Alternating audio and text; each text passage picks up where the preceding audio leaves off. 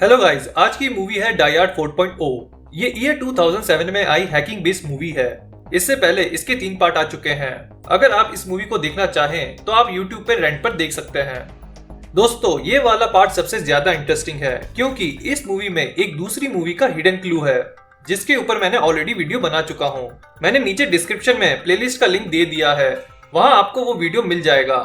अगर आपको पता चले वो कौन सी मूवी है तो प्लीज कमेंट करके जरूर बताइएगा। दोस्तों, एक और बात आपसे शेयर करना चाहूंगा। आप सबका बहुत बहुत धन्यवाद कि आप सबने इस चैनल के वीडियो को इतना ज्यादा पसंद किया और थैंक यू सो मच आप सबकी ब्लेसिंग के लिए।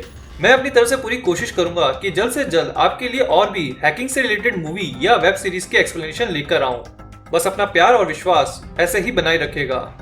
तो दोस्तों, अगर आपको ये वीडियो पसंद आए तो इस वीडियो को लाइक, शेयर और सब्सक्राइब जरूर करिएगा और कमेंट करके बताइएगा कि आपको ये वीडियो कैसा लगा। तो चलिए स्टोरी शुरू करते हैं।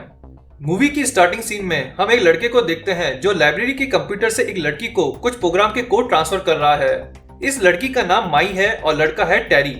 ट्रांसफर कंप्लीट होने के बाद टेरी माई को पैसे ट्रांसफर करने को कहता है। फिर हम एक और लड़के को देखते हैं जिसका नाम मैथ्यू है। वो भी माई को प्रोग्राम को ट्रांसफर कर रहा है। मैथ्यू माई से पूछता है क्या इस प्रोग्राम का यूज लीगल काम के लिए किया जाएगा। माई बोलती है इस कोड का यूज हम अपने सिक्योरिटी सिस्टम को टेस्ट करने के लिए करेंगे, ये पूरी तरह से लीगल है। फिर अगले सीन में हम टेरी को देखते हैं जो अपने घर जाकर अपने सिस्टम को एक्सेस करता है, पर उसका सिस्टम ढंग से वर्क नहीं कर रहा। इसलिए वो रिस्टार्ट करने के लिए कंट्रोल अल्टर डिलीट प्रेस करता है और डिलीट बटन प्रेस करते ही उसके सीपीयू में लगा C4 बॉम्ब फट जाता है और उसका पूरा घर ब्लास्ट हो जाता है। फिर से हम माई और उसके साथियों को देखते हैं जो FBI के सिस्टम को हैक करके उन्हें रिबूट कर देते हैं। FBI को पता चल जाता है कि उन्हें हैक किया गया है। वो अपने सिस्टम को डायग्नोस करते हैं पर उन्हें लगता है किसी ने उन्हें इंटरनल ब्रीच किया है। FBI का डिप्यूटी डायरेक्टर जिसका नाम बोमन है, वो अपने लोगों को ब्लैक हैट फाइल चेक करने को कहता है जिसमें सभी हैकर्स की इंफॉर्मेशन है। वो अपने साथी को कहता है पता लगाओ ये हैक कौन कर सकता है और उनसे पूछताछ करो। फिर हम जॉन मैकलेन को देखते हैं जो अपनी बेटी लूसी से बात करना चाहता है, पर कुछ रीजन के कारण उसकी बेटी उससे बात नहीं करना चाहती। जॉन एक पुलिस वाला है और उसके पास उसके बॉस का फोन आता है। वो उसे एक हैकर को पकड़ने के लिए कहता है जिसका नाम मैथ्यू है। दोस्तों, मैथ्यू वही है जो माई से बात कर रहा था। फिर हम मैथ्यू को देखते हैं जो वार10C के नाम के बंदे से बात कर रहा है और उसके घर के बाहर वैन में एक बंदा और उसके साथी हैं जो उसके कंप्यूटर से कनेक्टेड हैं। वो बंदा मैथ्यू के सिस्टम में वायरस अपलोड कर देता है जिससे मैथ्यू का कंप्यूटर एक्सेस नहीं हो पाता और वो भी परेशान होकर कंट्रोल अल्टर डिलीट दबाने ही वाला होता है। तभी उसके दरवाजे पर कोई नॉक करता है और वो जॉन होता है। वो उसे अपने साथ आने को कहता है पर तभी उन पर गोली चलती है। ये वो लोग ही होते हैं जिन्होंने मैथ्यू के सिस्टम में वायरस और बॉम्ब डाला था। क्योंकि मैथ्यू ने डिलीट बटन नहीं दबाया था इसलिए वो खुद मैथ्यू को मारने के लिए आते हैं। जॉन किसी तरह से मैथ्यू को बचा लेता है। फिर वो बंदा जो मैथ्यू को मारने आया था वो माई को कॉल करके बताता है कि उसके 3 बंदे मारे गए। माई अपने साथी थॉमस को बताती है मैथ्यू अभी भी जिंदा है। दोस्तों, थॉमस इन सब का लीडर है और इस मूवी का मेन विलन भी। थॉमस उस बंदे को बोलता है मैं चॉपर भेज रहा हूँ और इस बार वो बचना नहीं चाहिए। फिर हम FBI डायरेक्टर बोमन को देखते हैं। वो अपने साथियों को बोलता है 7 हैकर्स मारे जा चुके हैं और उनमें से कोई भी ब्लैक हेड लिस्ट में नहीं था और कहीं भी उनका नाम भी नहीं है। दोस्तों, ये हैकर्स भी मैथ्यू के तरह ही थे। उन लोगों ने भी माई को अपने प्रोग्राम कोड सेंड किए थे और सेंड करने के बाद उन्हें भी टेरी की तरह मार दिया गया था। अब जहाँ जहाँ ब्लास्ट हुआ था वहां से FBI एजेंट्स को डैमेज हार्ड ड्राइव मिलती है जिन्हें बोमन अपने साथियों को रिपेयर करने के लिए कहता है। फिर थॉमस अपने साथी ट्रे को मैथ्यू को ढूंढने के लिए कहता है। ट्रे सिटी के सारे ट्रैफिक सिग्नल्स और कैमरे हैक कर लेता है। फिर थॉमस सबको बोलता है अब टाइम है स्टेज 1 का। ट्रे ट्रैफिक सिग्नल को खराब कर देता है जिससे कार आपस में टकराने लगती है और पूरे शहर का ट्रैफिक जाम हो जाता है। फिर थॉमस अपने साथी को कहता है सबको अपनी बिल्डिंग से बाहर निकालो और ट्रे सभी गवर्नमेंट एजेंसीज में एंथ्रेक्स का अलार्म एक्टिवेट कर देता है जिससे सब अपनी बिल्डिंग से बाहर आ जाते हैं। दोस्तों, एंथ्रेक्स एक सीरियस डिसीज है जो ग्राम पॉजिटिव और रोड शेपर्ड नाम के बैक्टीरिया से फैलता है। कभी कभी ये बैक्टीरिया मिट्टी और जानवरों में भी पाया जाता है। फिर सभी के बाहर आ जाने के बाद थॉमस अपने साथियों को स्टेज 2 शुरू करने को कहता है जिसमें वो शेयर मार्केट के सारे सर्वर्स को हैक करके सारे शेयर्स को डाउन शो करते हैं ताकि लोगों को लगे उनका पैसा डूब रहा है और जल्दबाजी में वो अपने सारे शेयर बेच दें। फिर थॉमस कहता है अब वीडियो पैकेज रेडी रखो। जॉन मैथ्यू को लेकर बोमन के पास पहुंचता है और वो लोग एक वैन से अपने सिस्टम को एक्सेस कर रहे होते हैं। जॉन को वहाँ कुछ लोगों की फोटो दिखती है। वो मैथ्यू से पूछता है क्या तुम इनमें से किसी को जानते हो? बोमन बोलता है 24 घंटे में इन सबको मार दिया गया है और ये सुनकर मैथ्यू मना कर देता है। फिर थॉमस के लोग एक वीडियो टेलीकास्ट करते हैं सभी जगह, जिसमें अमेरिका के सभी पुराने प्रेसिडेंट के क्लिप से एक मैसेज टेलीकास्ट किया जाता है। उस मैसेज में कहा जाता है सारी communication device, transportation, internet connectivity, electrical power सब हमारे हाथों में है। हम थकेंगे नहीं, लड़खड़ाएंगे नहीं और ना ही फेल होंगे। और ये कहकर टेलीकास्ट बंद हो जाता है। ये देखकर सभी बहुत डर जाते हैं। मैथ्यू बोलता है ये एक फायर सेल है। बोमन बोलता है फायर सेल जैसा कुछ नहीं होता, ये एक तरह का मिथ है। जॉन मैथ्यू से पूछता है फायर सेल क्या है? मैथ्यू बताता है ये एक 3 स्टेप सिस्टमेटिक अटैक है जिसे पूरे नेशन के इंफ्रास्ट्रक्चर पे किया जाता है। पहले स्टेप में ट्रांसपोर्टेशन बंद कर दो, दूसरे स्टेप में फाइनेंशियल बेस और टेलीकॉम को बंद कर दो और तीसरे स्टेप में नेशन की सारी काम की चीजें बंद कर दो, जैसे गैस, वाटर, इलेक्ट्रिसिटी, न्यूक्लियर, जो भी चीजें जो कंप्यूटर से चलती हैं। इसलिए इसे फायर सेल कहते हैं। वुमन अपने बंदे को मैथ्यू और जॉन को एक सेफ जगह ले जाने को कहता है। जॉन मैथ्यू से पूछता है क्या फायर सेल सच में पॉसिबल है? मैथ्यू समझाता है आप सिस्टम से कोई एक चीज निकालो तो सिस्टम रिकवर हो सकता है, लेकिन एक साथ सारी चीजें निकाल दो तो सिस्टम क्रैश कर जाएगा। फिर थॉमस को मैथ्यू का पता चल जाता है। माइट रे को मैथ्यू के कार की रेडियो फ्रीक्वेंसी कैप्चर करने को कहती है और जॉन की फाइल मांगती है। फिर हम जॉन और मैथ्यू को FBI के साथ देखते हैं, जहाँ जॉन मैथ्यू को बोलता है तुमने मुझसे झूठ क्यों बोला? तुम उन लोगों को जानते थे जिनके बारे में मैंने तुमसे वहाँ पूछा था। मैथ्यू बताता है वो लोग भी मेरे तरह हैकर थे। मुझे कुछ लोगों ने एक काम दिया था। उन्होंने मुझे कहा था वो लोग म्यूटेटिंग इंक्रिप्शन एल्गोरिथम बना रहे हैं। दोस्तों म्यूटेटिंग इंक्रिप्शन एल्गोरिथम को पॉलीमॉर्फिक कोड भी कहते हैं। इसमें जब भी प्रोग्राम रन होता है कोड अपना आप चेंज होता रहता है पर उसका फंक्शन चेंज नहीं होता। तो मैथ्यू बताता है वो लोग बस चेक करना चाहते थे कि इसे क्रैक किया जा सकता है या नहीं। मैथ्यू बोलता है मैं यही काम करता हूँ, मैं मैथ बेस्ड सिक्योरिटी कोड लिखता हूँ, यानी क्रिप्टोग्राफी कोड, जिसमें फाइल को मैथमेटिक इक्वेशन से इंक्रिप्ट और डिक्रिप्ट किया जा सकता है और जिसे क्रैक करना इम्पॉसिबल है। मैथ्यू बताता है अगर आपको फायर सेल जैसी सिचुएशन क्रिएट करनी है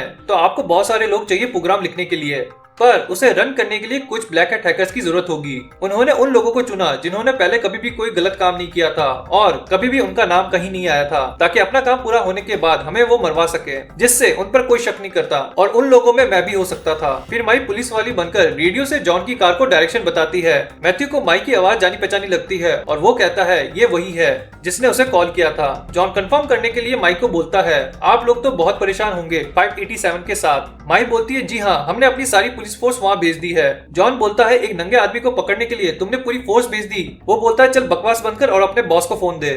थॉमस जॉन की प्रोफाइल देखकर बोलता है मैं तुम्हारे बारे में सब जानता हूँ। तुम्हारी बीवी के साथ डिवोर्स हो चुका है और तुम्हारी बेटी का नाम लूसी है। थॉमस जॉन को चिढ़ाते हुए कहता है मुझे लगा था 30 साल के बाद तुम्हारा पेंशन प्लान अच्छा होगा। रुको जरा, ये तो और भी बुरा है। और थॉमस जॉन के PF के सारे पैसे गायब कर देता है और बोलता है मैं तुम्हें एक अच्छा ऑफर देता हूँ, मैथ्यू के सर पर गोली मारो और वहाँ से भाग जाओ। मैं तुम्हारे सारे उधार क्लियर कर दूंगा और तुम्हारे बच्चों के पास एक अच्छी लाइफ होगी। जॉन बोलता है तुम्हारा ऑफर बहुत अच्छा है पर मुझे इसकी जरूरत नहीं। थॉमस जॉन को बोलता है इस डिजिटल एज में तुम एक पुरानी घड़ी हो, तुम मुझसे कभी नहीं जीत पाओगे।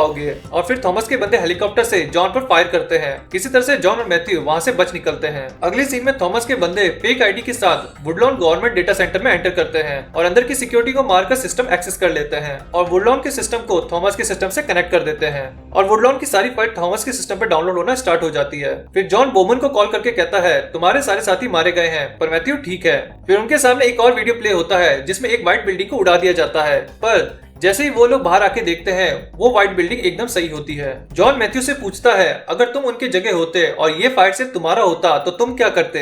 मैथ्यू बोलता है फायर सेल से सिस्टम को रिमोटली हैक किया जा सकता है पर सब कुछ नहीं किया जा सकता। अगर सिस्टम को हमेशा के लिए बंद करना है तो वो वहीं जाकर बंद किया जा सकता है जहाँ पर वो सिस्टम है। फिर मैथ्यू जॉन से फोन मांगता है और जॉन बोलता है सारे फोन सिग्नल डाउन है। मैथ्यू बोलता है मुझे बस इसे रीप्रोग्राम करके पुरानी सैटेलाइट के साथ लिंक करना है। फिर वो लोग मैप में देखते हैं गैस और इलेक्ट्रिसिटी 3 जोन में डिवाइड है, ईस्टर्न, सेंट्रल और वेस्टर्न, और तीनों खुद के रीजन के मेन कंट्रोल हैं। वो लोग सबसे पहले ईस्टर्न रीजन की बिजली बंद करेंगे पर उसे बंद करने के लिए उन्हें वहां जाकर उसे बंद करना होगा। और फिर माई ईस्टर्न हब पहुंचती है और जॉन और मैथ्यू भी वहां पहुंचते हैं। माई ईस्टर्न हब की पावर डाउन कर रही होती है और उसे पता चलता है जॉन और मैथ्यू भी वही हैं और फिर माई के बंदे उन्हें मारने जाते हैं। इस बीच में बोमन को पता चलता है कि अटैकर एक जगह पर नहीं है जिससे उन्हें ट्रैक नहीं किया जा सकता और जितने हार्डवेयर के साथ वो लोग ये काम कर रहे हैं उनके पास कोई बहुत बड़ा ट्रक होगा। वहीं ईस्टर्न हब में जॉन माइक के बंदों को मारकर उसके पास पहुंचता है और फिर मैथ्यू माइक के सिस्टम को एक्सेस करता है और कहता है ये लोग वीएम मोड यूज कर रहे हैं, मैं इनकी एपीआईज को ब्लॉक कर रहा हूँ और पावर ग्रिड के सिस्टम को फिर से बूट करता हूँ।